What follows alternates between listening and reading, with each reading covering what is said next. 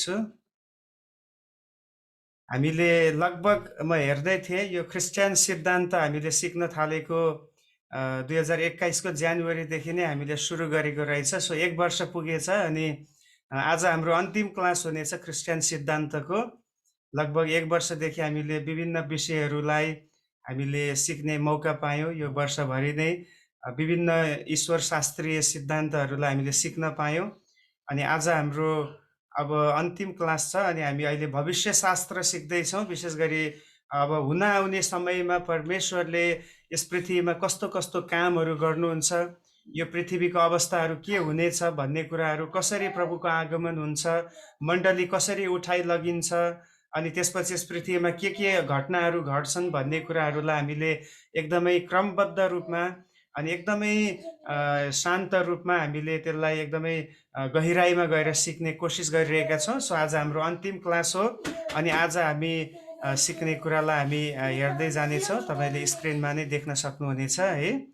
हुन त यहाँ कतिवटा कुराहरू सुरुमा सिकेको कुराहरू तपाईँले अहिले देख्नुहुन्छ, तर हामी फेरि आजको जुन पाठ हाम्रो आउँछ त्यहाँदेखि हामी हेर्नेछौँ। यो चाहिँ हामीले सुरुदेखि सिक्दै आएका कुराहरू थिए। प्रभुको आगमनका विषयहरू छ, आनन्दित अलपका कुराहरू अनि ऱ्याप्चरमा हुने कुराहरूका विषयमा हामीले हेऱ्यौँ है। अनि हाम्रो पुनरुत्थानको विषयमा हामीले हेऱ्यौँ। अत्यन्तै सान्दर्भिक विषय यो विषय थियो। हामीले हेरिसकेकोले यसलाई म रिपिट गर्दिनँ, बस यसलाई तपाईँलाई एउटा आइडिया होस् भनेर फेरि देखाउँदै मात्रै छु। महासङ्कष्टकालको बारेमा हामीले सिक्यौँ, धेरै कुराहरू यसमा हामीले हेरेका थियौँ। ख्रिस्ट विरोधीको बारेमा हामीले हेरेका थियौँ। ख्रिस्ट विरोधीको धर्म के हुन्छ, उसको व्यक्तित्व, उसको विभिन्न कामहरू गर्ने तरिकाहरू कस्तो हुनेछ त्यो बेलामा हेऱ्यौँ हामीले है। यो सबै हामीले हेरिसकेकोले गर्दाखेरि बस एउटा रिभिजन मात्रै हुँदैछ। महासङ्कष्टकालको उद्देश्य अनि 666 को बारेमा पनि हामीले अलिकति सिकेका थियौँ हैन। आर्मागेडोनको युद्धको विषयमा हामीले हेऱ्यौँ। अनि गएको हप्ता हामीले ख्रिस्टको 1000 वर्षको जुन एउटा शान्तिको राज्य छ यस पृथ्वीमा हुने राज्य, त्यो विषयमा हामीले सिक्दै थियौँ।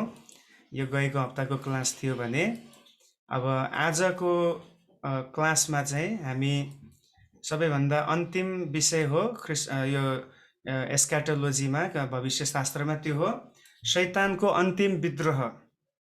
आज 3टा पोइन्ट हामी हेर्नेछौँ। पहिलो पोइन्ट आउँछ शैतानको अन्तिम विद्रोह।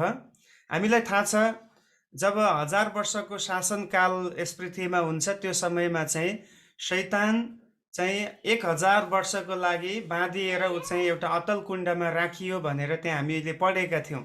प्रकाश 20 अध्यायमा जब हामीले पढ्छौँ त्यहाँनिर शैतान चाहिँ बाँधिएर राखिएको कुरा थियो।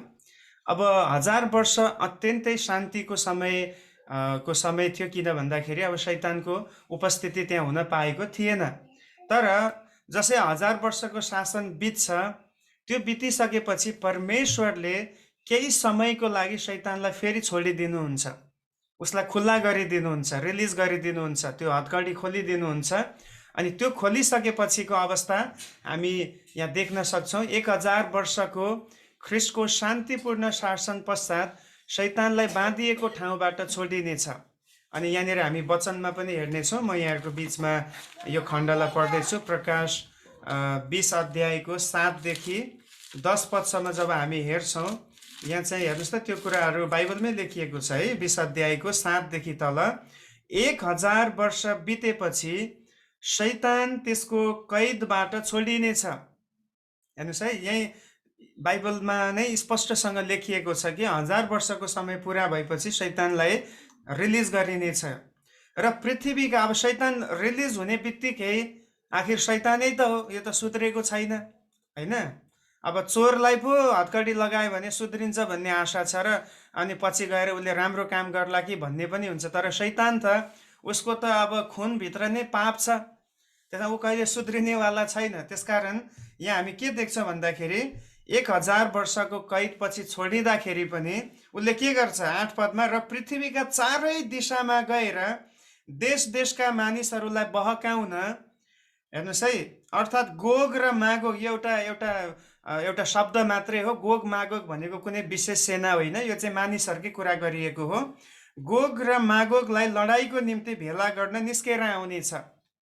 भनाइको अर्थ मानिसहरूलाई त्यहाँ अझै पनि जो मानिसहरू छन् ती मानिसहरूलाई उसले बहकाउने कोसिस गर्छ कि तिमीहरू मेरो साथमा खडा हौ, म मेरो सिंहासन खडा गर्नेछु, म परमेश्वरलाई जित्नेछु भनेर उसले चाहिँ एक किसिमले खुल्ला रूपमा अहिले परमेश्वरलाई च्यालेन्ज दिनको निम्ति उसले मान्छेहरूलाई बहकाउँछ।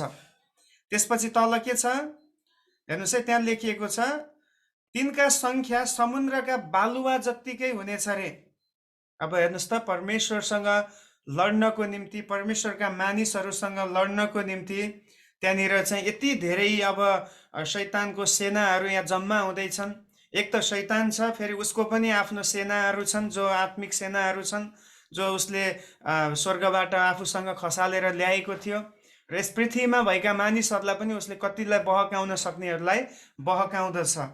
अनि तल के लेखिएको छ, तिनीहरूले सारा पृथ्वी भरि गएर सन्तहरूका छाउनीको वरिपरि र प्रिय सहरलाई घेरे, तर स्वर्गबाट आगो बर्सेर तिनीहरूलाई भस्म पार्यो। तिनीहरूलाई बहकाउने त्यो दियाबलस आगो र गन्धकको कुण्डमा फालियो, जहाँ त्यो पशु र झुटो अगमवक्ता पनि थिए। अब पशु र झुटो अगमवक्ता बुझिसक्नुभयो, ख्रिस्ट विरोधी पहिल्यै त्यहाँ फालिएको थियो। जब महासङ्कटकाल खत्तम भयो त्यसलाई त्यहाँ फ्याँकियो नरकमा। त्यसपछि जुन झुटो अगमवक्ता थियो, जसले मानिसहरूलाई ख्रिस्ट विरोधीको पूजा गर्नलाई उसले मानिसहरूलाई भन्ने गर्थे, त्यो झुटो अगमवक्ता पनि त्यहाँ फ्याँकिएको थियो। अब यो विद्रोह, अन्तिम विद्रोह पश्चात शैतान पनि त्यही कुण्डमा जहाँ ख्रिस्ट विरोधी र त्यो झुटो अगमवक्ता फ्याँकिएको छ त्यहीँ नै फ्याँकिएको छ। त्यहाँ तिनीहरूले दिन रात सदा सर्वदै यातना भोग्नेछन्। अब यहाँ हामी देख्छौँ शैतानको अन्तिम विरोधमा ऊ एक किसिमले अब चाहिँ अब उसलाई पनि सायद थाहा छैन होला कि अब मेरो अन्तिम समय आउँदैछ, तर ऊ किन यति धेरै क्रोधित भएर रिलिज हुने बित्तिकै तुरुन्तै ऊ चाहिँ आक्रामक शैलीमा यसरी परमेश्वरको विरोधमा ऊ खडा भयो त? एउटा प्रश्न यहाँ आउँछ। यसको कारण चाहिँ यो हो, 1000 वर्षसम्म यसले केही गर्न पाएको थिएन। 1000 वर्षसम्म यो एकदमै यसलाई बन्धकमा राखिएको थियो। जसै उसको हतकडी खुल्यो, एकदमै रिसले, क्रोधले यो चाहिँ एकदमै मूर्छा परेर कसरी हुन्छ, म मेरो मूर्खता देखाउने छु भनेर ऊ चाहिँ लागेको छ। अनि अहिले हामी देख्छौँ कति मूर्ख मानिसहरू हुन्छन्, उनीहरूलाई रिस पोख्न पाएन भने के गर्ने हो, कसरी। कतिले त मोबाइलले पनि फुटाएको मैले देखेको छु। रिस उठ्यो भने 15,000 को होस् कि 20,000 को होस्, त्यो मोबाइल भुइँमा फोडेरै छाड्छन्। कतिले चाहिँ टिभीलाई बल खेल्ने गर्छ, के कुरामा रिस उठ्छ, घरमा आएर अनि टिभीलाई बल खेल्छ है, अनि फेरि अर्को 1 महिनापछि अनि फेरि टिभी त किन्नु परिहाल्छ। भनेको त रिसलाई कन्ट्रोल गर्न नसक्ने मानिसहरू पनि हुने गर्छन्, जो मूर्ख भएर अत्यन्तै नराम्रो कामहरू उनीहरूले गर्ने गर्दछ। सो शैतान पनि तपाईँ यहाँ सम्झिनु, शैतान त मूर्ख नै हो। उसले आफ्नो त्यो क्रोधलाई उसले अब त्यहाँ चाहिँ उसलाई अधीन गर्न नसकेर ऊ चाहिँ कसरी हुन्छ, म परमेश्वरलाई देखाउँछु भनेर ऊ लड्न निस्कन्छ। तर के छ, हामी के बुझ्छौँ भने त्यो उसको अन्तिम समय हुनेछ। अब यहाँ अर्को एउटा मैले यहाँ प्रश्न पनि राखेको छु, यो तपाईँले निलो अक्षरमा देख्नुहुन्छ। ख्रिस्टको 1000 वर्षीय दयालु शासन मुनि रहेका मानिसहरू फेरि कसरी शैतानको बहकाउमा आई विद्रोही हुन सक्छन् भन्ने प्रश्न आउनु स्वाभाविकै हो। उसले त्यहाँ भएको पृथ्वीमा भएका केही मानिसहरूलाई पनि बहकाउँछ। अब उसले कसरी त्यो बहकाउन सफल हुन्छ त? किनभने यी मानिसहरूले त 1000 वर्षसम्म परमेश्वरको शान्तिलाई अनुभव गरेका हुन्। यो चाहिँ मण्डलीको कुरा गरेको होइन, मण्डली त ख्रिस्टसँग जोडिसकेको छ। तर त्यो जुन 1000 वर्षको शासनमा छोडिएका मानिसहरू थिए, ती मानिसहरूमा प्रभुले राज्य गर्दै हुनुहुन्थ्यो। हामीले के याद गर्नुपर्छ, यसको व्याख्या यहाँ तल छ, तपाईँले देख्नुहुन्छ। हामीले याद गर्नुपर्ने कुरा, ख्रिस्टको 1000 वर्षीय शासनको समयमा शैतान बाँधिएको थियो। त्यसकारण मानिसहरू शुद्ध शान्तिको राज्यमा प्रवेश गर्छन्। अब त्यहाँ शैतान त थिएन। उनीहरूले अब मानिसहरूले करमा परेर भए पनि येशूको राज्यलाई, येशूको अधीनतालाई स्वीकार गर्नै पर्ने अवस्था थियो, हैन? तर यसको अर्थ यो पनि होइन कि उनीहरूलाई परमेश्वरले जबरजस्ती ख्रिस्टलाई विश्वास गर, ख्रिस्टलाई ग्रहण गर भनेर ख्रिस्टले भन्नु पनि भएन। न त अहिले पनि उहाँले कसैलाई त्यसरी भन्नुहुन्छ। उहाँले उद्धारको काम गर्नुभयो क्रुसमा, आफ्नो जीवनलाई उहाँले बलिदान गरेर सबै कुरालाई उहाँले मुक्तिको काम पुरा गर्नुभयो। अनि उहाँले भन्नुभयो यदि, हैन, यदि अङ्ग्रेजीमा इफ भन्ने शब्द छ। इफ भनेपछि इट इज अ कन्डिसनल, यो चाहिँ एउटा शर्तमा भएको कुरा हो। यदि तिमीले गर्यौ भने, नगर्न पनि सक्छ, तिम्रो मर्जी हो, हैन। हामी यहाँ भएको कसैले हामीलाई जबरजस्ती ग्रहण गर, बप्तिस्मा लिऊ, तिमी ख्रिस्टियन हौ, तिमी चर्च आऊ भनेर कसैले पनि हामीलाई जबरजस्ती गरेको होइन। हाम्रो आफ्नो स्वत मनदेखि हामीले सत्य कुरा जान्यौँ, प्रभुको प्रेमलाई चाख्यौँ, त्यसपछि हामी त्यो कुराप्रति समर्पित भएका हौँ। ओ त्यो 1000 वर्षको समयमा पनि जो मानिसहरू पृथ्वीमा छोडिएका थिए, ती मानिसहरूलाई प्रभुले कहिले पनि जबरजस्ती उनीहरूलाई ग्रहण गर्न लाउनुहुन्न। फेरि यो जबरजस्ती गर्ने कुरा भयो भने जुन मानिसभित्र इच्छा शक्ति छ, विल पावर छ, त्यसको हनन भयो। किन परमेश्वरले मानिसलाई आफै छान्न सक्ने क्षमता दिनुभएको छ। त्यसमा परमेश्वर आफैले पनि उनीहरूलाई दिएको क्षमता खोज्नु भएको छैन, न त त्यो 1000 वर्षको समयमा उहाँले खोज्नुहुन्छ। सो मानिसहरूले पछि शैतान प्रकट हुँदा उसँग मिल्नु स्वाभाविक हो, किनभने त्यो समयमा शैतान थिएन। फेरि शैतान आयो, शैतानले बहकायो। शैतान त झुटको पिता भनेको छ, छल गर्ने पिता भनेको छ। उसले मानिसहरूलाई विभिन्न किसिमका झुटा कुराहरूबाट आश्वासन दियो। मानिसहरू शैतानको कुरामा लागेर फेरि परमेश्वरको विरुद्धमा खडा भएको हामी पाउँछौँ। याद गर्नुहोस्, तर याद गर्नुहोस् यो अन्तिम विद्रोह हो। नेक्स्ट स्लाइडमा हामी जाउँ। अब यहाँ हामी देख्छौँ, अघि हामीले पढ्यौँ नि, होइन, यहाँ तपाईँले चित्र पनि देख्नुहुन्छ। शैतान र उसको विद्रोही सेनामाथि आगो र गन्धक बर्सिएको छ। जब शैतान सबैलाई लिएर परमेश्वरसँग युद्ध गर्न निस्कन्छ, परमेश्वरले सधैँको लागि आगो बर्साएर शैतानलाई नरककुण्डमा फालिदिनु हुनेछ, जहाँ उनीहरूले गलत कामको नतिजा अब भोग्नेछन्। हेर्नुहोस्, यो परमेश्वरको अन्तिम न्याय हो शैतानमाथि। अहिलेसम्म शैतानमाथि अन्तिम न्याय भएको छैन। क्रुसमा शैतान हार्यो, तर अहिले पनि स्वतन्त्र छ शैतान। तर यो समयमा जब ऊ आफै च्यालेन्ज गरेर म प्रभु परमेश्वरलाई जित्छु, म उहाँसँग लड्छु भनेर आयो, त्यो समय उसको अन्तिम हार हुन्छ। त्यसको अर्थ अहिलेसम्म शैतानले खुल्ला रूपमा परमेश्वरलाई त्यसले च्यालेन्ज गरेको छैन। म तपाईसँग लड्न सक्छु भनेको छैन। जुन दिन उसले त्यो बोल्छ ऊ खत्तम हुन्छ, किन परमेश्वरलाई कसले च्यालेन्ज गर्न सक्छ? कसरी हुन्छ? शैतान त परमेश्वरदेखि टाढा टाढा रहेर, होइन, कसरी हुन्छ, आफूलाई लुकाउने काम, आफूलाई छुपाउने काम उसले गर्छ। तर यो समय अघि मैले भने नि, 1000 वर्षसम्म केही गर्न नपाएको रिसको झोकमा शैतान यति धेरै मूर्ख हुन्छ, उसले गएर सिधा खुलेआम परमेश्वरलाई के गर्छ? च्यालेन्ज गर्छ। अनि यो चाहिँ उसको लागि अन्तिम अन्तिम अन्तिम समय हुनेछ। परमेश्वरले सधैँको निम्ति शैतानलाई के गर्नुहुन्छ? नरकमा फालिदिनुहुन्छ। र यसको बारेमा, नरकको विषयमा बाइबलमा धेरै ठाउँमा लेखिएको छ। यसोले भन्नुभयो त्यहाँ कहिले पनि, त्यहाँ चाहिँ मानिसहरूलाई शान्ति हुँदैन भनेको छ। त्यहाँ जहिले पनि दाँत पिसाइ मात्रै हुन्छ अरे, दारा किटाइ हुन्छ। अब मान्छेले दारा किट्ने भनेको त्यही हो, जब उसले केही पनि अब गर्न सक्दैन, होइन, अब केही पनि आशा छैन, अब के गर्ने त, अरू केही कामै छैन, उनीहरू त्यसरी नै आफ्नो रिसलाई पोखेर दारा किटेर नै बस्नेछ। र त्यहाँ यति धेरै पीडा हुन्छ, त्यो पीडाको बारेमा यो पृथ्वीमा हामी केही बुझ्नै सक्दैनौँ। त्यस्तो पीडाको ठाउँ हो नरक। किनभने यो चाहिँ यो चाहिँ एउटा आगोको कुण्ड हो, है, आगोको कुण्ड हो। अब आगो नै आगोमा पुगिसकेपछि त्यहाँको अवस्था कस्तो हुन्छ भन्ने कुरा हामी कसरी कल्पना गर्न सक्छौँ र?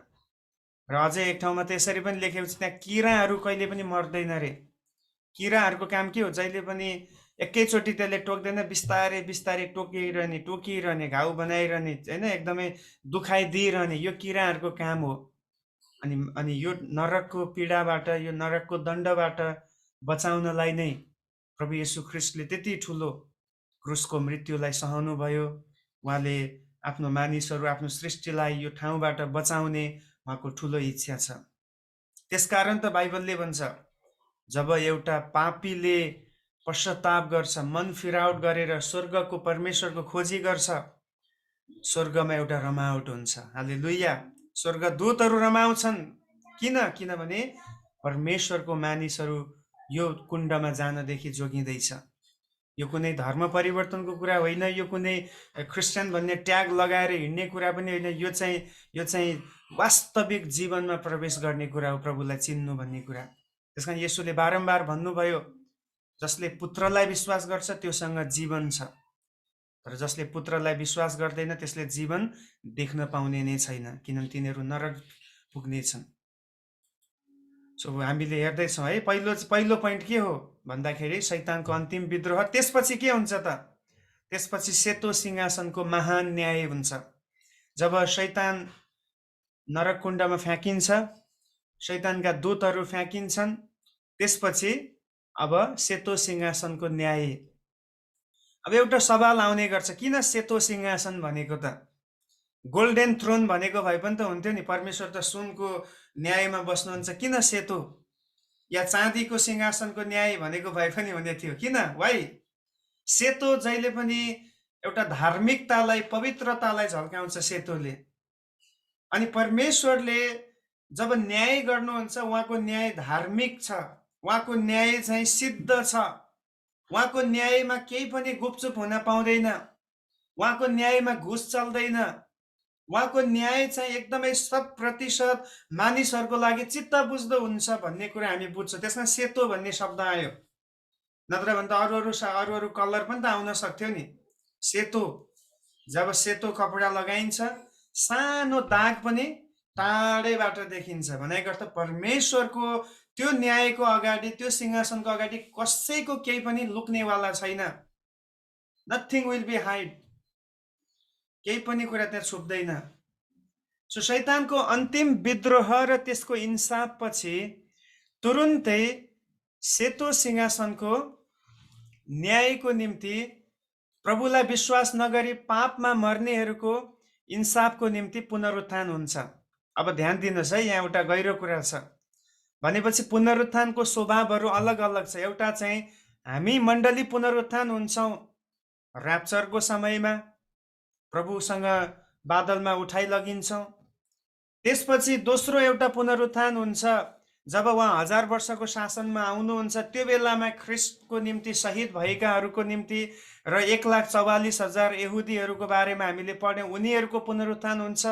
उनीहरू 1000 वर्ष शासनमा प्रवेश गर्नलाई हुन्छ भने यहाँ तेस्रो अर्को पुनरुत्थानको कुरा छ, जो चाहिँ प्रभुलाई नचिनेर मर्नेहरू पनि आफ्नो हिसाब बुझाउनको निम्ति, आफ्नो लेखा दिनको निम्ति उनीहरू पुनरुत्थान हुन्छन्। चाहे जस्तो सुकै मृत्यु होस्, आगोले डढेको होस्, पानीले डुबाएको होस्, या कोरोना लागेर मरेको होस्, या क्यान्सरले मरेको, जुनसुकै मृत्यु भए पनि, जहाँ भए पनि त्यो ठाउँबाट उनीहरू पनि लेखा दिनको निम्ति उनीहरू उठ्नेछन्। अब यो वचन हामी पढौँ है त, प्रकाश 20 अध्यायको 11 देखि 15 पदसम्म हामी पढौँ। तब मैले एउटा ठुलो सेतो सिंहासन र त्यसमाथि विराजमान हुनुहुनेलाई देखे। उहाँको सामुन्नेबाट पृथ्वी र आकाश भागेर गए र तिनीहरूका निम्ति कतै ठाउँ पाएनन्। मैले ठुला र साना सबै मृतकहरूलाई सिंहासनको सामुन्ने उभिरहेका देखे। हेर्नुहोस्, मैले ठुला र साना सबै मृतकहरूलाई, मृतक भन्ने शब्द हेर्नुहोस् है, मृतकहरू भनेको प्रभुलाई नचिनिकन मरेकाहरूको कुरा गरिएको छ। तिनीहरूलाई सिंहासनको सामुन्ने उभिरहेका देखे र पुस्तकहरू खोलिए। अब यहाँ अलिकति ध्यान दिनुहोस्। त्यही भएर मैले जहिले पनि हाम्रो विश्वास चाहिँ बाइबल आधारित हुनुपर्छ भन्ने कुरा त्यही हो। अहिले मैले तपाईँलाई सम्झाउँदै आएको कुरा, एउटा व्यक्ति मर्यो भने अहिले मर्ने बित्तिकै तुरुन्तै न्याय गरेर ऊ चाहिँ नरकमा पुगिहाल्दैन, किन आत्मा बस्ने एउटा ठाउँ छ। हामीले हेऱ्यौँ सियोल भन्ने शब्द, हेडस भन्ने शब्द, यो चाहिँ आत्माहरू गएर बस्ने ठाउँ हो। अब त्यहाँ प्रभुलाई नचिन्नेहरूको लागि त्यहाँ पनि कष्ट त छ, त्यहाँ अप्ठ्यारो छ। तर जबसम्म यो सेतो सिंहासनको न्याय हुँदैन, उनीहरू तुरुन्तै त्यो नरकमा पुग्न पाएको हुँदैन। किनभने हिसाब बुझाउनको लागि त प्रभुको अगाडि उनीहरू खडा हुनुपर्छ। त्यसमा कतिचोटि हामीले सोच्ने गर्छौँ ओहो अब मर्ने बित्तिकै तुरुन्तै नरक गयो होला भन्ने सोच्छौँ। हुन त नरक गए बराबर हो, प्रभुलाई नचिनेपछि ढिलो चाँडो जहिले पनि पुग्ने नै हो। तर आत्मा जबसम्म लेखा दिँदैन, जबसम्म परमेश्वरले उसलाई तैँले यो गरेको कारणले त नरक जाँदैछस् भन्नुहुन्न, तबसम्म ऊ चाहिँ आत्मा लोकमा नै ऊ चाहिँ रहने कुरा हामी बुझ्दछौँ। सो यहाँनिर के भएको छ, यी सबै उभिएका छन् र उनीहरूको अगाडि के खोलिँदैछ अरे, पुस्तकहरू खोलिए। अब न्याय परमेश्वरले हच्चाभरमा गर्नुहुने रहन्छ है। पुस्तकहरू खोलिए भनेको हरेकको बारेमा लेखिएको छ। अनि त्यहाँ अर्को एउटा पुस्तक अनि त्यसपछि अर्को एउटा पुस्तक पनि खोलियो जो जीवनको पुस्तक हो। हेर्नुहोस्, जो चाहिँ जीवनको पुस्तक हो। ती पुस्तकहरूमा लेखिएका कुरा मुताबिक तिनीहरूका काम अनुसार मृतकहरूको हिसाब भयो। यो हेर्नुहोस्, अब यहाँ हामी देख्छौँ पुस्तकहरू खोलिँदाखेरि, यो पुस्तकहरू खोलिँदाखेरि चाहिँ त्यहाँ अर्को एउटा पुस्तक पनि थियो, जुन पुस्तकमा लेखे अनुसार, ती पुस्तकले भने अनुसार नै उनीहरूको न्याय गरियो। भनेपछि कुनै पनि कुरा परमेश्वरले अब हो उहाँले बिर्सिनुहुन्छ यदि हामी पश्चाताप गऱ्यौँ भने। तर यदि पश्चाताप गरेनौँ भने, आफ्नो पापलाई मानिलिएनौँ भने चाहिँ त्यसको त्यो प्रत्येक कुराको हामीले एक दिन लेखा चाहिँ दिनै पर्छ, किनभने परमेश्वरले त्यसलाई लेखेर राख्नुहुन्छ, उहाँले त्यसलाई नोट गर्नुहुन्छ। अनि यहाँ तल अझै पढ्यो भने त्यही हामी पाउँछौँ, 13 पदमा पनि हामी पढ्नेछौँ। समुद्रले त्यसमा भएका मृतकहरू दिइहाले। समुद्रमा खतम भएकाहरू पनि त्यहाँ गए माथि न्यायको निम्ति। अनि मृत्यु र पातालले पनि तिनीहरूमा भएका मृतकहरू दिइहाले। जो चिहानमा छन् उनीहरू पनि त्यहाँ गइहाले। तिनीहरू प्रत्येकको आफ्ना आफ्ना काम अनुसार इन्साफ भयो। तिनीहरू प्रत्येकको, होलसेलमा होइन कि ल तिमीहरू नेपाली जाति तिमीहरूले मूर्ति पूजा गरे जाओ भन्नुहुन्न। प्रत्येकको आफ्नो आफ्नो काम अनुसार, दुष्टता अनुसार उनीहरूको इन्साफ भयो। अनि त्यसपछि मृत्यु र पाताल अग्निकुण्डमा फालिए। मृत्यु र पाताल अग्निकुण्डमा फालिए। यो अग्निकुण्ड दोस्रो मृत्यु हो। यो दोस्रो मृत्यु हो, जसको नाउँ जीवनको पुस्तकमा लेखिएको भेटाएनन्, त्यो अग्निकुण्डमा फालियो। हेर्नु, दोस्रो कुरा, पहिलो चाहिँ गलत गर्नेहरूलाई पनि अग्निकुण्डमा फालियो रे, पाप गर्नेहरू होइन। अनि दोस्रो चाहिँ जसको नाम जीवनको पुस्तकमा छैन तिनीहरू पनि फालिए। भनेको अर्थ तिनीहरू भनेको को, जसले प्रभुलाई विश्वास गर्दैन। अब यो जीवनको पुस्तकमा एउटा व्यक्तिको नाम कसरी लेखिन्छ? जब एउटा व्यक्तिले येशूलाई उद्धारकर्ता भनेर, मुक्तिदाता भनेर स्वीकार गर्छ, त्यो नाम त्यहाँ चढ्ने गर्छ है। त्यहाँ रजिस्ट्रेसन हुन्छ, तपाईँको र मेरो रजिस्ट्रेसनको खाता खुल्छ स्वर्गमा जब हामी येशूलाई तपाईँ मेरो मुक्तिदाता भनेर ग्रहण गर्छौँ। त्यसकारण त स्वर्गमा आनन्द हुन्छ। ओहो, आज पृथ्वीबाट एउटा नाम स्वर्गको लागि चढेको छ। हालेलुया। यहाँ जतिजनाले निर्णय गर्नुभयो प्रभुलाई विश्वास गर्ने, तपाईँको नाम स्वर्गमा चढेको छ, तपाईँको नाम जीवनको पुस्तकमा लेखिएको छ। तर याद गर्नुहोस्, जीवनको पुस्तकमा नाम लेखिएको छ, यदि हामी ठिक चालचलनमा चलेनौँ भने त्यो नाम मेटिन पनि सक्छ। त्यो पनि मैले भनेको होइन, बाइबलले भनेको छ। परमेश्वरले प्रस्थानको पुस्तकमा के भन्नुहुन्छ, म यिनीहरूको नाम, त्यहाँ मोसाले एउटा कुरा भनेको छ, बरु मेरो नाम तपाईँले मेटिदिनुहोस् भन्छन् उनले। एक्चुअली उनले इस्राएलीहरूलाई बचाउनको निम्ति, परमेश्वरसँग एउटा क्षमाको निम्ति उनले त्यहाँ प्रार्थना गर्दाखेरि यिनीहरूलाई नाश नगरिदिनुहोस्, बरु तपाईँले मेरो नाउँ नै जीवनको पुस्तकबाट मेटिदिनुहोस्।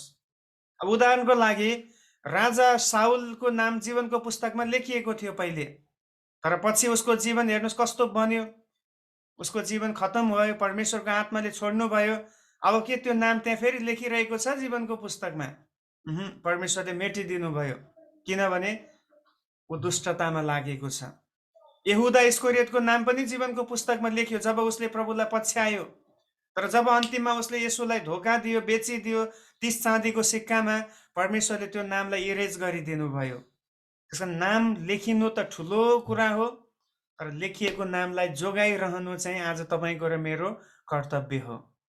ओके, यहाँ मैले बुझाउन खोजेको कुरा, हरेक मानिसहरू यस पृथ्वीमा भएकाहरू, आदमको समयदेखि लिएर पृथ्वीको अन्तिम समयसम्मका व्यक्ति जसले प्रभुलाई नचिनिकन मरेका छन्, तिनीहरू पनि यो सेतो सिंहासनको न्यायको अगाडि उनीहरू पुनरुत्थान हुनेछन्।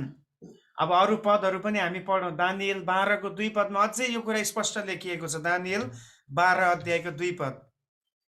पृथ्वीको धुलोमा सुतेका भिडहरू उठ्नेछन्, पृथ्वीको धुलोमा सुतेका भिडहरू उठ्नेछन्। केही अनन्त जीवनको लागि हेर्नुहोस्, केही चाहिँ अनन्त जीवनको लागि भनेको त हाम्रो त पुनरुत्थान भइसकेको छ। अनि त्यसपछि र अरूहरू चाहिँ शर्म र अनन्त तिरस्कारको लागि। अरूहरू चाहिँ भनेको प्रभुलाई नचिन्नेहरू चाहिँ अनन्त तिरस्कार र शर्मको निम्ति। अब तपाईँ बुझ्नुहुन्छ, केही जीवनको लागि भनेको त प्रभु बादलमा आउँदा हामी त पुनरुत्थान भइसक्यौँ नि, त्यो केहीमा हामी पर्यौँ। भनाइको अर्थ स्वर्ग जाने भन्दा नरक जाने चाहिँ धेरै हुने रहेछन् है। त्यसको अर्थ स्वर्ग जाने चाहिँ कम रहेछ, किन केही मात्रै भनेको छ, धेरै भनेको छैन। अनि यो कुरा साँच्चै हो पनि, स्वर्ग जाने कमै हुन्छन्, किनभने धेरै मान्छेले फराकिलो बाटो नै मन पराउँछ, त्यो बाटो नै रुचाउँछ। आज पनि मान्छेलाई कहाँ सङ्गतिमा बस्न मनपर्छ र, कहाँ चर्चमा गएर 2 घन्टा 3 घन्टा समय दिन मनपर्छ र, बरु त्यसको साटो अरू कति कुरा छन् गर्ने कुराहरू। कहाँ प्रार्थना गर्न मनपर्छ, कहाँनिर हामीलाई आत्मिक कुराहरूमा अगाडि बढ्न मनपर्छ। हेर्नुहोस्, केही फ्यु आर देयर है, थोरै मात्र छन् जो चाहिँ स्वर्गको निम्ति तयार हुँदैछन्। धेरै जस्तो चाहिँ न्याय पाएर नरक जानेहरू नै छन् भनेर बताएको छ। अनि म विश्वास गर्छु केहीमा तपाईँ र म पढ्नुपर्छ। हालेलुया। तपाईँ र म चाहिँ जेसुकै हो, संसार जतासुकै जाओस्, मानिसहरूले जुनसुकै कुरा चुनुन्, हामी एउटा निर्णय लिनेछौँ। प्रभु, जुन कुरालाई मैले चिनेको छु, जुन कुरालाई मैले पाएको छु, म त्यसलाई छोड्ने छुइनँ, म त्यसलाई हटाउने छुइनँ भनेर तपाईँले र मैले निर्णय लिनुपर्दछ। हालेलुया। तपाईँको र मेरो निर्णयले, तपाईँको र मेरो एउटा समर्पणताले, हाम्रो आफ्नो एउटा चाहिँ हामीबाटको कोसिसले हामीलाई प्रभुमा रहिरहनलाई सहायता गर्नेछ। त्यसपछि हेर्नुहोस् त, पहिलो यूहन्ना 5:28 र 29 पनि यही कुरा त्यहाँ येशूले भन्दै हुनुहुन्छ। यूहन्ना 5:28 र 29 पद। यसमा अचम्म नमान, किनभने समय आइरहेछ जब चिहानमा हुनेहरू सबैले उसको स्वर सुन्नेछन्। चिहानमा हुनेहरू सबैले उसको स्वर सुन्नेछन् र बाहिर निस्किआउनेछन्। सुकर्म गर्नेहरू जीवनको पुनरुत्थानको निम्ति, सुकर्म गर्नेहरू जीवनको पुनरुत्थानको निम्ति, र कुकर्म गर्नेहरू चाहिँ दण्डाज्ञाको पुनरुत्थानको निम्ति। तर कुकर्म गर्नेहरू चाहिँ दण्डाज्ञाको पुनरुत्थानको निम्ति। हेर्नुहोस्, हुन्छ। अब यो पदले पनि, अरू धेरै पद छ तर यति काफी छ। यो पदहरूले स्पष्ट बताएको छ मरेका व्यक्तिहरू पनि एक दिन पुनरुत्थान हुन्छन्, तर जीवनको निम्ति होइन, न्यायको निम्ति, दण्डको निम्ति। भने अब यहाँ तल मैले त्यही कुरा बताएको छु है, विश्वासीहरूको चाहिँ पहिले नै पुनरुत्थान भइसकेको हुनेछ। किन हामीले यही त विश्वास गर्दै आएका छौँ। हामी महासङ्कष्टकालमा छोडिने छैनौँ, हामी त्योभन्दा अगाडि नै पुनरुत्थान भएर माथि पुर्याइएका हुनेछौँ भन्ने कुरा पहिलो थेसलोनिके 4 अध्यायको 16 र 17 पदमा लेखेको छ। अहिले हामी नपढौँ, त्यसलाई तपाईँ लेखेर राख्नुहोस्। त्यहाँ त्यही लेखेको छ, प्रभु हुकुमको गर्जनसहित तुरैको आवाजमा आउनुहुन्छ, अनि उहाँमा सुतेकाहरू, ख्रिस्टमा सुतेकाहरू पहिले बौरी उठ्छन्, त्यसपछि जिउँदाहरू परिवर्तन हुन्छन् भनेर त्यहाँ त्यो कुरा लेखिएको छ। त्यो त हामीले अनुभव गरिसकेका हुन्छौँ यो समयमा। सो सेतो सिंहासनको अगाडि उभिनेहरूको न्याय उनीहरूको कामको आधारमा हुन्छ। पहिलो कुरो कामको आधारमा, र हरेक मानिसको पहिलो काम चाहिँ परमेश्वरले जुटाउनु भएको उद्धारलाई स्वीकार गर्नु हो, र जसको परिणाम स्वरूप जीवनको पुस्तकमा उसको नाम लेखिनेछ। हालेलुया। भनेपछि मानिसको सबैभन्दा पहिलो कर्तव्य के हो? अब पृथ्वीमा परमेश्वरले आफ्नो पुत्रद्वारा सित्तैमा उपलब्ध गराउनु भएको उद्धारलाई स्वीकार गर्नु, त्यो पहिलो काम हो हाम्रो मानिसको। अरू कुनै काम छैन त्योभन्दा ठुलो। अरू काम भोलि गरे पनि हुन्छ, पर्सि गरे पनि हुन्छ, नगरे पनि फरक पर्दैन, तर येशूलाई विश्वास गर्ने काम चाहिँ गरेन भने जिन्दगीभरको लागि पछुताउनेछ। धनी मानिस कसरी पछुतायो? नरकको आगोमा ऊ छटपटिएर भन्छ, अलिकति पानी पठाइदिनुहोस् ताकि मेरो जिब्रो भिजोस्। That is hell. यो नरक भनेको यहाँ शान्ति छैन प्रियो। अनि यदि नरक त्यो छ भनेर हामीले सुन्दै आएका छौँ भने हामी कसरी यो उद्धारलाई नकार्न सक्छौँ र? हामी कसरी आफ्नो जीवनलाई ठिक नबनाइकन जिउन सक्छौँ र? प्रियो, नरक साँच्चै नै वास्तविक कुरा, हेल इज रियल है। नरक चाहिँ वास्तविक हो र यसको दण्ड पनि वास्तविक हो, किनभने हाम्रो परमेश्वर वास्तविक परमेश्वर हुनुहुन्छ, उहाँ अस्तित्वमा भएको परमेश्वर हुनुहुन्छ। त्यसमा उहाँले हामीलाई बारम्बार मौका दिइरहनुहुन्छ, बारम्बार हामीलाई आफ्नो सुसमाचारद्वारा हामीलाई बोलाइरहनु भएको छ, बारम्बार हामीलाई आफ्नो वचनद्वारा उहाँले भनिरहनुहुन्छ, तैँले पश्चाताप गर, तेरो यो कुराहरूमा त सुध्री भनेर उहाँले भनिरहनुहुन्छ। कारण अहिले पनि परमेश्वरले तपाईँलाई र मलाई बदल्न चाहनुहुन्छ र यो जीवनको भागीदार गराउन चाहनुहुन्छ। हालेलुया। 2022 सालमा हामीले निर्णय लिन सकौँ, परमेश्वर, मेरो सबैभन्दा पहिलो कर्तव्य भनेको तपाईँले जुटाउनु भएको कुरालाई, उद्धारलाई स्वीकार गर्नु हो, त्यसलाई पहिलो स्थानमा राख्नु हो भनेर हामीले निर्णय लिन सकौँ। भनेपछि कामको आधारमा न्याय हुन्छ, अनि मान्छेको काम के हो भन्दा उद्धारलाई स्वीकार गर्नु हो। अनि यहाँ जसको नाम जीवनको पुस्तकमा छैन उनीहरू हरेकले हिसाब बुझाउनु पर्नेछ, किनभने उनीहरूको पाप क्षमा भएको हुँदैन। जीवनको पुस्तकमा नाम लेखियो भन्नुको अर्थ त हाम्रो पाप क्षमा भयो, हामीले पहिले गरेका पापहरूलाई प्रभुले भुलिदिनु भयो, त्यसलाई मेटिदिनु भयो भन्ने अर्थमा हामी बुझ्छौँ नि त त्यसरी बाइबलले शब्दहरूमा बुझ्दाखेरि। तर जसको नाम जीवनको पुस्तकमा लेखिएको छैन उनीहरूले गरेको कामहरू त रहँदै आएको छ। उनीहरूले गरेको परमेश्वर छोडेर अरू कुरालाई पुजेको कुरा परमेश्वरले लेखिरहनु भएको छ। उनीहरूले झुटो बोलेको कुरा लेखिरहनु भएको छ। उनीहरूले के अरू गलत काम गरेको छ त्यो लेखिरहनु भएको छ। तर जब एउटा व्यक्तिले येशूलाई विश्वास गर्छ त्यो सबै लेखिएको कुरा उहाँले मेटिदिनुहुन्छ, किनभने अबदेखि तिम्रो नाम जीवनमा सारिएको छ। पहिलो कर्तव्य नै यही हो है।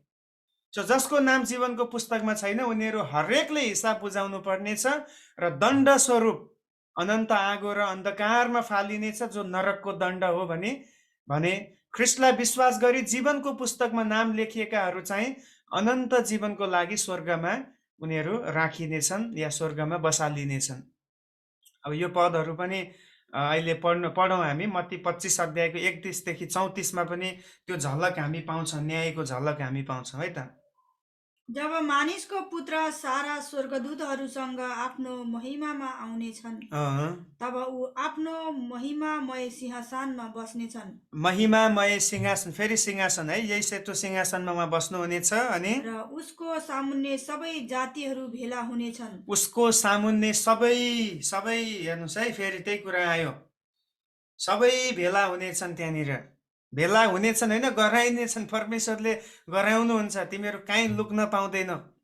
अहिले पाप गर्दा चाहिँ हामी लुकेर गर्छौँ, त्यो बेलामा लुक्न पाउँदैन। परमेश्वरले प्रकट गर्नुहुन्छ। उहाँले के भन्नुहुन्छ, तिमीले गुप्तमा गरेको कुरा धुरीबाट प्रचार हुनेछ भनेको छ। सो परमेश्वरले छोड्नुहुन्न है, त्यत्तिकै उहाँले बोलाउनुहुन्छ, भेला गराउनुहुन्छ त्यो ठाउँमा। अनि त्यसपछि र जसरी गोठालाले भेडा र बाख्रालाई छुट्याउँछन् त्यसरी नै उसले तिनीहरूलाई एउटालाई अर्कोबाट अलग गर्नेछन्। भेडा र बाख्रा छुट्याएको जस्तै अब विश्वासी र अविश्वासीको बीचमा त्यहाँ भेद त्यहाँ राखिनेछ, छुट्याइनेछ। अनि उसले भेडाहरूलाई आफ्नो दाहिनेपट्टि र बाख्राहरूलाई देब्रेपट्टि राख्नेछन्। तब राजाले आफ्ना दाहिनेपट्टिकाहरूलाई भन्नेछन्, आओ मेरा पिताका धन्यका हौ, संसारको उत्पत्तिदेखि तिमीहरूका निम्ति तयार गरिएको राज्यलाई अधिकार गर। हालेलुया। अनि 34 सम्म भयो। यहाँ हामी देख्छौँ, हेर्नुहोस्, भेडा जतिलाई अथवा दाहिने हातपट्टि बसालिएकाहरूलाई जसको नाम जीवनको पुस्तकमा छन्, जसले आफ्नो जीवनलाई होसियारी साथ जिएको छ, तिनीहरूलाई उहाँले भन्नुहुन्छ, आओ तिमीहरूको निम्ति तयार पारेको राज्यमा तिमीहरू अब राज्य गर, त्यहाँ बस, तिमीहरू बस। अब 41 पद पढौँ। अहिले त्यो पुरै खण्डमा पढ्दिन, 41 पद मात्रै पढौँ। त्यसपछि उनले देब्रेपट्टिका मानिसहरूलाई भन्नेछन्। अब देब्रे हातपट्टि कसलाई राखिएको छ? बाख्राहरूलाई है, बाख्राहरूलाई। अनि श्रापित मानिस हो, श्रापित हौ तिमीहरू, मबाट दूर हौ, मबाट दूर हो, र दियाबलस र त्यसका दूतहरूका लागि तयार गरिएको अनन्तको आगोमा जाओ। अनन्त आगोमा जाओ। हेर्नुहोस्, यहीँ छ न्यायको फैसला, सेतो सिंहासनको न्यायको कुरा यहीँ येशूले भन्नुभयो। उहाँले श्रापित भन्दै हुनुहुन्छ जोहरूले प्रभुलाई चिन्दैन। त्यसमा प्रभुलाई चिन्न पाउनु कस्तो हो रहेछ? श्रापित हो कि धन्य? धन्यका व्यक्तिहरू हौँ हामीहरू। हालेलुया। किनभने हामीले जीवनलाई चुनिएका छौँ। We are a blessed people. Hallelujah. हामी एउटा आशिषित मानिसहरू हौँ किनभने हामीले जीवनलाई रोजेका छौँ। तर जसले जीवनलाई रोज्दैन, जसले प्रभुलाई इन्कार गर्छ, उनीहरूलाई बाइबलले भन्छ तिमीहरू माथि हाय, किनभने तिमीहरू पापमा मर्नेछौ। त्यसमा पापबाट छुटकारा पाउने एकमात्र आधार भनेकै परमेश्वरको एकलौटे पुत्र हुनुहुन्छ, प्रभु येशू ख्रीष्ट। त्यसकारण उहाँले त्यति ठुलो क्रुसको दण्ड उहाँले भोग्नु पर्यो। उहाँलाई पृथ्वीमा आएर मर्न सजिलो थिएन। क्रुसको भारी उठाउँदाखेरि उहाँलाई दुखिरहेको थियो, कष्ट थियो, यति धेरै उहाँ पीडामा हुनुहुन्थ्यो। यो सबै उहाँले गर्नुभयो ताकि हामीहरू श्रापबाट धन्यका व्यक्तिहरू बन्न सकौँ। हामी कसरी यो प्रभुलाई इन्कार गर्न सक्छौँ? हामी कसरी यो प्रभुलाई अनादर गर्न सक्छौँ? सो यो न्याय पूर्ण र अन्तिम हुनेछ, जहाँदेखि अब उसो दुष्टता र पाप सधैँको निम्ति निर्मूल पारिनेछ। हालेलुया। सेतो सिंहासनको न्याय यो अन्तिम न्याय हो। अब त्यसपछि फेरि पापै हुन पाउँदैन, दुष्टता नै हुँदैन, न्यायको आवश्यकता पनि पर्दैन। त्यसकारण यो सेतो सिंहासनको न्याय अन्तिम न्याय, पूर्ण न्याय र सधैँको लागि गरिएको एउटा अब पाप र दुष्टता आउनु त्यो पछि अब नआउने कारणले गर्दा यो चाहिँ अन्तिम न्याय हुनेछ। सो सेतो सिंहासनको न्याय पनि हामीले बुझ्यौँ। अब अन्तिम पोइन्ट छ, त्यो हो नयाँ सृष्टि। अब के हुन्छ त्यसो भए? अब शैतान पनि फ्याँकियो, पाप गर्नेहरू पनि फ्याँकिए, हैन, न्याय भयो। अब के हुन्छ भन्दाखेरि अब सबै कुरा नयाँ हुन्छ। हालेलुया। परमेश्वरको प्रतिज्ञा त्यही छ, मलाई विश्वास गर्नेहरूको जीवनमा पुरानो गएको छ, हेर नयाँ आएको छ। दोस्रो कोरिन्थी 5:17 त्यही भन्छ, हेर नयाँ आएको छ, नयाँ भएको छ। त्यसमा परमेश्वरले कतिचोटि म तिमीलाई ठुलो मान्छे बनाउँछु भनेर प्रतिज्ञा गर्नुहुन्न, तर उहाँले भन्नुहुन्छ मलाई पछ्याउने व्यक्तिहरू नयाँ हुनेछ। हालेलुया। सो 2022मा पनि परमेश्वर केही नयाँ काम गर्न चाहनुहुन्छ। इफ वी अलाउ हिम, हामीले उहाँलाई मौका दियौँ भने, हामीले उहाँलाई काम गर्नलाई समय दियौँ भने, हाम्रो जीवन छोडिदियौँ भने, definitely he will do something new in our life. परमेश्वरले म ठुलो बनाउँछु, धेरै ठुलो आशिष दिन्छु भन्नुभएको छैन, तर उहाँले यो चाहिँ भन्नुभएको छ, हेर पुरानो गएको छ, अब नयाँ आएको छ। सो नयाँ सालमा हामी केही नयाँ एक्सपेक्ट गर्नेछौँ। हालेलुया। परमेश्वरले केही उत्तम एउटा आशिषित काम, हामीले नसोचेको कुराहरू उहाँले हाम्रो जीवनमा गर्नुहुनेछ भनिकन हामी विश्वास गर्छौँ। जब परमेश्वरले नयाँ गर्नुहुन्छ, नयाँ भन्ने बित्तिकै त्यो आशिषै हो। परमेश्वरले श्राप त दिनुहुन्न कसैलाई, तर हामी जहिले पनि हाम्रो फोकस, प्रभु केही नयाँ काम गर्नुहोस्, तपाईँको महान काम गर्नुहोस्, उद्योगको काम गर्नुहोस् भनेर हामीले भन्न सक्छौँ। सो हामी यो पदलाई पढौँ, 21 अध्यायको 1 र 2 पदलाई हामी पढ्नेछौँ। प्रकाश 21को 1 र 2 पद। तब मैले नयाँ आकाश र नयाँ पृथ्वी देखेँ, नयाँ आकाश र नयाँ पृथ्वी देखेँ, किनकि पहिलो आकाश र पहिलो पृथ्वी बितिगएका थिए। पहिलो आकाश र पहिलो पृथ्वी बितिगयो। अहिले हामीले देखेको आकाश पनि हुनेवाला छैन, पृथ्वी पनि अन्तिममा हुनेवाला छैन, समुद्र त अब छँदै थिएन। अनि मैले परमेश्वरबाट दुल्हाको निम्ति दुलै जस्तै गरी सिँगारिएर तयार पारिराखेकी अर्थात् पवित्र सहर नयाँ यरुशलेम स्वर्गबाट तलतिर झरिरहेको देखेँ।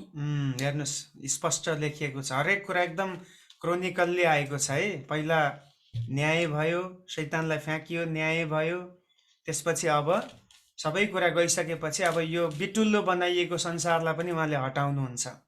सो वर्तमान संसार आगोद्वारा नष्ट पारिनेछ भने पत्रुसले बताएको छन्। हामी यो पदलाई पढौँ, दोस्रो पत्रुस 3 अध्यायको 7 पदले त्यसको जवाब दिन्छ। हेर्नुहोस् त, तर त्यही वचनले भक्तिहीन मानिसको इन्साफ र विनाशका दिनसम्मको लागि उम्, अहिलेको आकाश र पृथ्वी अहिलेको आकाश र पृथ्वी आगोको निम्ति साँचिराखेका छन्। आगोको निम्ति साँची राखिएको छन्।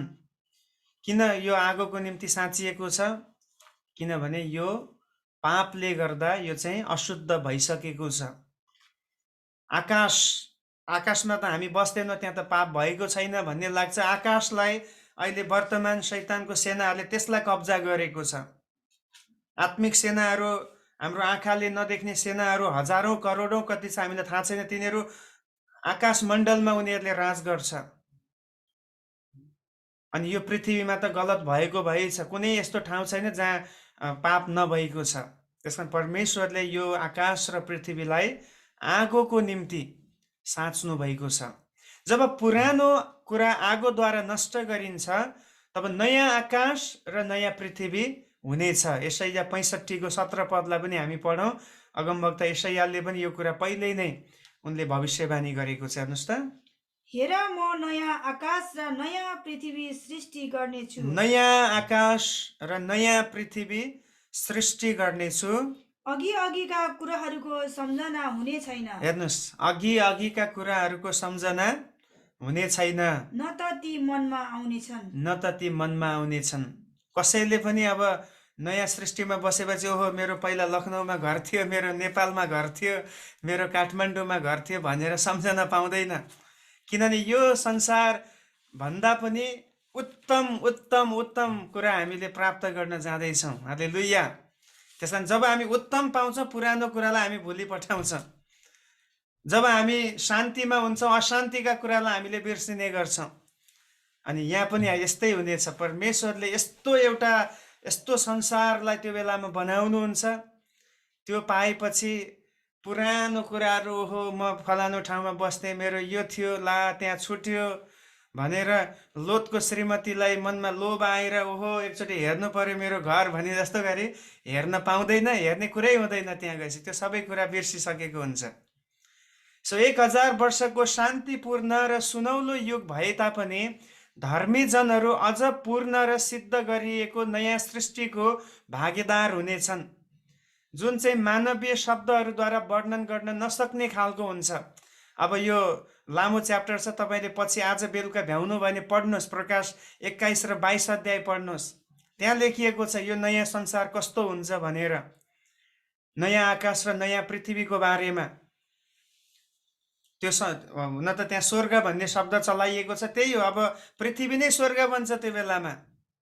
अब त्यो बेलामा चाहिँ हामीले कचोटि भन्ने गर्छ, प्रभु तपाईँले हामीलाई स्वर्ग उठाउनुहोस् भन्ने गर्छ, तर त्यो बेला चाहिँ स्वर्ग नै तल आउँछ भनेको छ। हालेलुया। दुलै जस्तै सिँगारिएको यरुसलेम तल, स्वर्गबाट तल झरेको देख्यो भनेको अर्थ के हो? अब जहाँ गए पनि स्वर्ग हो। कुनै विशेष ठाउँ अनि अलिकति कमजोर ठाउँ हुनेवालै छैन त्यो समयमा। अहिले चाहिँ त्यो छ। पापको कारणले त्यो भिन्नता आएको छ, त्यो सेपरेसन छ। तर त्यो समयमा नयाँ गरिएको संसारमा जहाँ पनि स्वर्ग हो। किन? परमेश्वर त्यो ठाउँमा हुनुहुन्छ। परमेश्वर जहाँ हुनुहुन्छ त्यो ठाउँ आशिषित ठाउँ हुनेछ। 1000 वर्षको समयमा चाहिँ अब हामीले अनुभव गरेका हुन्छौँ कि परमेश्वरको राज्य कस्तो हुन्छ भनेर। अनि त्यो राज्यको पूर्णता हामी यो समयमा पाउनेछौँ। बाइबलले के भनेको छ? यो समय जब हामी यो राज्यमा प्रवेश गर्छौँ, त्यहाँ कहिले पनि अब दुःख हुने छैन रे, पीडा हुने छैन, आँसु बगाउनु पर्दैन, त्यहाँ बिमारी नै हुँदैन, त्यहाँ मृत्यु नै हुँदैन, त्यहाँ कुनै कुराको भोक नै लाग्दैन। यस्तो पूर्ण गरिएको संसारमा, पूर्ण गरिएको राज्यमा परमेश्वरले तपाईँलाई र मलाई लिएर जान तयार गर्दै हुनुहुन्छ भने हामी किन अझै उत्साहित नहुने? परमेश्वरको यो राज्य पाएकोमा हामी किन गर्व नगर्ने? मैले जीवन पाएँ, मैले अनन्त जीवन पाएको छु, म त्यो राज्यमा बास गर्न जाँदैछु भन्ने कुरामा। यो चाहिँ हामीले अहिले सायद कतिवटा कुरा हामीलाई बुझ्नको निम्ति सुनको सडक हुन्छ रे, होइन, एकदमै ठुला ठुला मोतीहरूद्वारा के चिजहरू एकदम बहुमूल्य रत्नहरूद्वारा त्यो बनाइन्छ भनेको छ। त्यो चाहिँ हामीले बुझ्ने मानवीय शब्द मात्रै हो। किन हाम्रो दिमागमा यही छ, सुन महँगो छ, चाँदी महँगो छ, हिरा महँगो छ, अरू मोतीहरू महँगो छ, तर त्यो हामीले सोच्ने भन्दा पनि अझै अर्कै हुनेछ। सुन भन्नाले हामीले यहाँ देखे जस्तै सुनको कुरा गरिएको, त्यो त हाम्रो भाषामा बुझ्ने कुरा मात्रै त्यो गरिएको हो।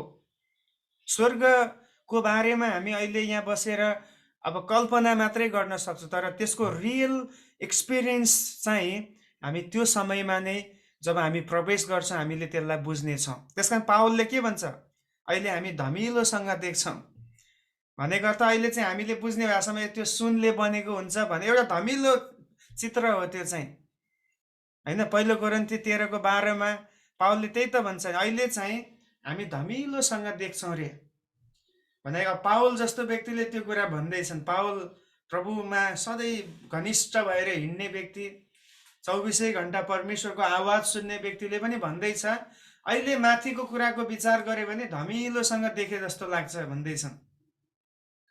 तर यो समयमा भनेको अर्थ जो नयाँ सृष्टिको समयमा हामी सबै कुरा प्रष्टै देख्ने र जान्ने हुनेछौँ, किनभने हामी पनि जब स्वर्ग उठाइएका हुन्छौँ ख्रिस्ट जस्तै सिद्ध तुल्याइएका हुनेछौँ।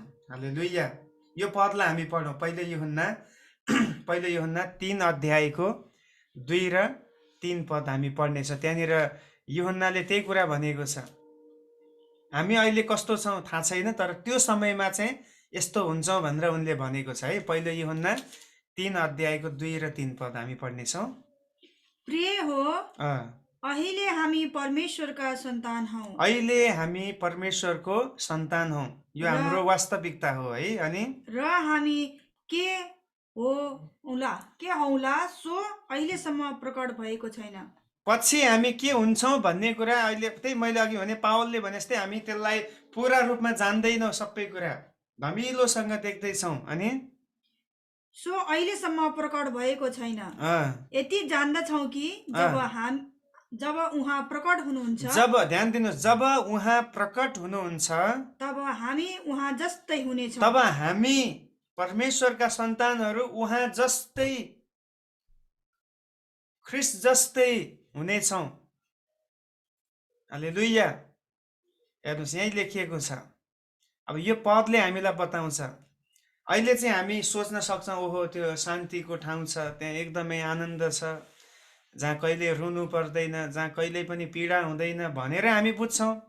तर त्यो पूर्ण बुझाइ होइन, किनभने त्यस्तो समयमा हामी जाँदैछौँ जो चाहिँ त्यो बेलामा मात्रै हामी एकदमै सिद्ध रूपमा हामी बुझ्नेछौँ। किन बुझ्नेछौँ? किनभने हामी पनि त्यो बेलामा ख्रिस्ट जस्तै बनाइएका हुन्छौँ। हामी साना ख्रिस्टहरू हौँ, त्यसकारण हामीलाई क्रिस्चियन भनिन्छ। ख्रिस्ट जस्तो हुनुहुन्छ, क्रिस्चियनहरू पनि त्यस्तै बन्नेछन्। अनि अहिले पनि हामी प्रयास गर्दैछौँ। कतिजनाले प्रयास गर्दै हुन्छ ख्रिस्ट जस्तै बन्न, ख्रिस्ट जस्तै बन्नु। हाम्रो लक्ष्य अरू केही होइन, हाम्रो लक्ष्य फलानु व्यक्ति जस्तो बन्नु, ऊ जस्तो होइन। हाम्रो लक्ष्य ख्रिस्ट जस्तै बन्नु हो। हाम्रो लक्ष्य एउटा राम्रो प्रचार बन्नु होइन, हाम्रो लक्ष्य एउटा राम्रो म एकदम आत्मिक बन्छु भन्ने कुरा मात्र होइन, तर जे पनि छ म ख्रिस्ट जस्तै बन्न सकूँ। त्यसकारण परमेश्वरले यो वर्षमा हामीलाई त्यही थिम दिनुभयो, मन शुद्ध मनको। ख्रिस्टको मन कस्तो थियो? फिलिप्पी 2:5 भन्छ, तिमीहरूमा यस्तो मन होस् जो ख्रिस्टमा थियो।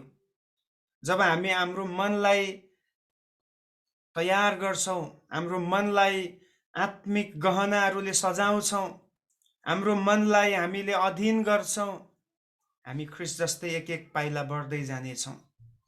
अनि जब ख्रिस्टको आगमन हुन्छ हामी सिद्ध तुल्याइएर त्यस ठाउँमा पुर्याइएका हुनेछौँ। सो अब मोटामोटी कुरा यही नै हुन्। हामीले यतिका लामो समयदेखि सिक्दै आएको कुराहरू चाहिँ यही कुराहरू हो कि प्रभुको आगमन हुन्छ अनि परमेश्वर आफ्नो वचनमा जहिले पनि सत्य हुनुहुन्छ। हेर्नुहोस्, उहाँले भन्नुभयो म मेरो पुत्रलाई पठाउने छु, होइन, म उद्धारको निम्ति पठाउने छु भन्नुभयो। उत्पत्ति 3 त्यो कुरा भन्नुभएको थियो। मान्छेहरूले सोचे होला यत्रो 1000 वर्ष बित्यो, आउनु भएन, तर उहाँ आउनुभयो नि त। हामीले देख्यौँ नि, उहाँ आउनुभयो, एउटा बालकको रूपमा आउनुभयो। अनि कति मान्छेले त भन्यो होला अब यस्तो भर्खरको बालक भएर आएको व्यक्तिले कसरी हामीलाई बचाउन सक्छ भन्ने पनि त सोच हुन सक्छ। तर जब समय आयो 33.5 वर्षको उमेरमा उहाँ सबै पापीको लागि आफ्नो योजना पुरा गर्न क्रुसमा मर्नुभयो। र उहाँले के भन्नुभयो, फेरि म फेरि तिमीहरूलाई लिन चाँडै आउनेछु। हालेलुया। यदि पहिलोचोटि उहाँ आउनुहुन्छ भनेको कुरा पुरा भयो भने म चाँडै आउँछु भन्ने कुरा पनि 100% पुरा हुनेछ। यही हो, हामीले भविष्य शास्त्रबाट धेरै कुरा सिक्यौँ, धेरै सिद्धान्तका कुराहरू सिक्यौँ, धेरै कुराहरू बुझ्यौँ। तर मुख्य कुरा चाहिँ यही हो कि येशू चाँडै आउँदै हुनुहुन्छ। अनि उहाँ आउँदाखेरि तपाईँ र म चाहिँ कहाँ हुने?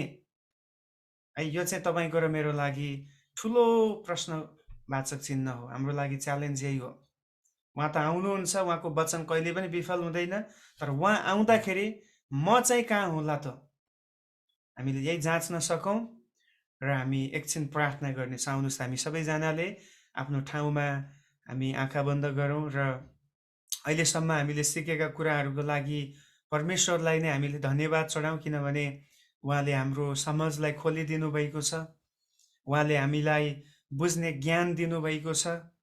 पवित्र आत्माले हाम्रो हृदयलाई स्पर्श गरिदिनु भएको छ। यसकारण हामीले उहाँको गहिरो वचनहरूलाई सिक्न पाएका छौँ र जति कुराहरू सिकेका छौँ हामीले त्यसलाई याद गरेका छौँ।